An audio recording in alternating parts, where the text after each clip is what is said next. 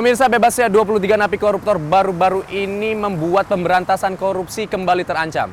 Terlebih diantaranya yang baru menjalani pidana singkat Jaksa Pinangki Sirna Komalasari. Benarkah pemberantasan korupsi semakin melemah? Bersama saya Daneswara Pandiasa dan Widya Bayujati. Berikut liputannya. Nasib pemberantasan korupsi di Indonesia kian mengkhawatirkan. Negara dinilai kian lemah dalam menghadapi para koruptor. Pada 6 September 2022, sebanyak 23 napi kasus korupsi bebas bersyarat secara serentak. Hal ini pun seolah menjadi rapor merah bagi pemberantasan korupsi di Indonesia. Padahal KPK sendiri telah menangani 1.231 kasus korupsi sejak 2004.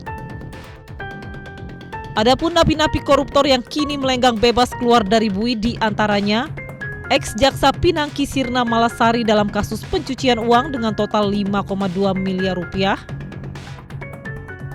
Lalu ada ex-Menteri Agama Surya Dharma Ali yang terlibat dalam kasus penyelenggaraan ibadah haji dengan kerugian 27 miliar rupiah. Selain itu ada ex-Hakim Konstitusi Patrialis Akbar dalam kasus suap impor daging sebesar 10.000 US dollar. Selanjutnya ada mantan Gubernur Banten Ratu Atut Khosyah yang terjerat kasus pengadaan alat kesehatan dengan kerugian sebesar 3,8 miliar rupiah. Terakhir mantan Gubernur Jambi yang juga seorang selebritis tanah air Zumi Zola dalam kasus suap RAPBD Provinsi Jambi, di mana Zumi Zola terbukti menerima suap sebesar 37 miliar rupiah. Publik tentu sangat kecewa dengan keputusan pemerintah yang membebaskan para koruptor. Sebab korupsi tidak hanya merugikan keuangan negara, tapi juga melanggar hak-hak ekonomi masyarakat. Nah, inilah yang dalam konsekuensi hukum inilah istilahnya tontonan yang sangat mengecewakan dan masyarakat menjadi apatis. Apakah mereka masih mau membantu pemerintah untuk memberantas korupsi lagi? Saya setidaknya meyakininya berkurang sekarang semangat itu. Adapun dasar pemberian hak bebas bersyarat bagi para koruptor mengacu pada pasal 10 Undang-Undang Pemasyarakatan Nomor 22 Tahun 2022 tentang pemasyarakatan, di mana undang-undang yang sama digunakan untuk pemberian remisi bagi pelaku kejahatan kriminal umum lainnya. Yang cukup mengagetkan adalah ketika ternyata ada 23 orang napi koruptor yang bebas bersyarat karena diberlakukannya Undang-Undang Lembaga Pemasyarakatan yang baru, begitu ya. Jadi Undang-Undang 22 tahun 2022 dasarnya adalah di pasal 10. Di sana poinnya disebutkan bahwa kejahatan korupsi atau tindak pidana korupsi, pelaku-pelakunya yang dinyatakan bersalah, yang kita sebut sebagai koruptor, itu kemudian perlakuannya sama, gitu ya, sama halnya dengan pelaku-pelaku tindak pidana lainnya. Mudahnya prosedur pemberian remisi terhadap para koruptor ini dinilai semakin menegaskan korupsi tak lagi dianggap sebagai kejahatan luar biasa. Sebab pemberian remisi ini dinilai sama dengan pemberian remisi kepada tahanan kriminal lainnya. Padahal sebelumnya pemberian remisi terhadap koruptor memiliki aturan yang sangat ketat sehingga sulit diberikan.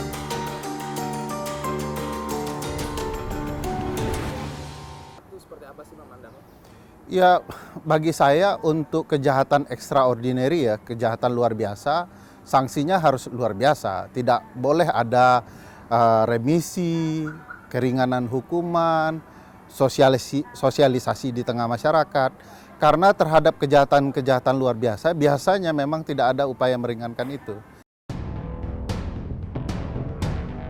Berkaca dari semakin melemahnya aturan dalam menghukum koruptor, sejumlah pegiat anti korupsi meminta agar juga dilakukan pemiskinan terhadap koruptor melalui perampasan aset korupsi.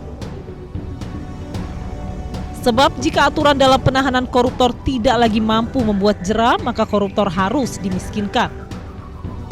Jadi menurut saya memang koruptor itu kalau mau mendapatkan sanksi yang tegas bukan hanya pidana menurut saya sih, tapi soal perampasan asetnya itu. Jadi itulah jadi urgensi kenapa undang-undang perampasan aset itu sangat penting.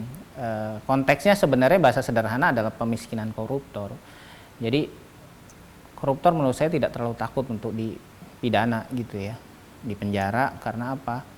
Fenomena yang terjadi selama ini kan adanya fenomena mafia hukum gitu ya, mereka bisa membeli sel mewah gitu ya, akhirnya menjelaskan bahwa ya kebutuhan pemiskinan terhadap koruptor itu menjadi kebutuhan utama. Pola penegakan hukum atas pelaku korupsi kian merosot. Penanganan korupsi kini hanya ramai di awalnya saja.